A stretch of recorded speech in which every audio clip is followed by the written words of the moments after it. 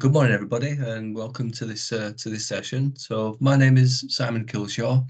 I work for the environmental charity Groundwork, and Groundwork is a national environmental charity with various trusts in different parts of the country. So, I work for Groundwork Yorkshire, and we run a variety of different projects. And one of the major projects that we run at Groundwork Yorkshire is the Green Doctor programme.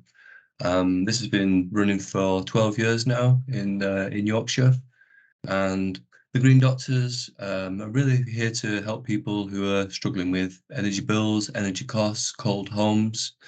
Our mission is to try and to prevent the number of excess winter deaths, and that would be the number of the deaths that occur in between November and March, in contrast to the other months of the year.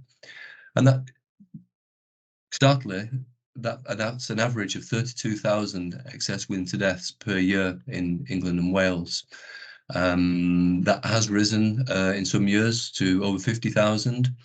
But the extent of the issue is huge, and 11,400 of those deaths can be attributed to cold homes, directly to cold homes. So we're trying to prevent the excess winter deaths, improve health and well-being amongst vulnerable people.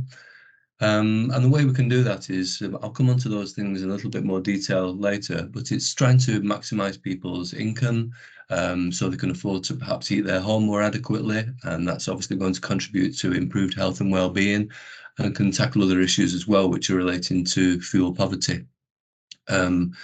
Fuel poverty, the actual definition for fuel poverty would be if a household is spending more than 10% of their income on energy costs, and the remainder of the household income is not enough to have an adequate standard of living, then that household will be deemed to be in fuel poverty. There's also a low income, low energy efficiency model, and that's relating income to the poor thermal efficiency of housing property. The number of people who are in fuel poverty, that's risen quite dramatically. In 2020, that was 3.2 million. And now as we're going towards April 2023, when the price cap will be increased, we're looking at around 8 million people who will be in fuel poverty, households, sorry, in England and Wales. So we're trying to tackle issues relating to fuel poverty, and those are quite wide and varied. We're trying to improve the energy efficiency of homes, and that's by the advice that we give. And I'll come into more detail on how we're able to do that. And in doing these things, in linking these things together, we're trying to, with health, maximising income, we're trying to reduce the pressure on health and other social care services.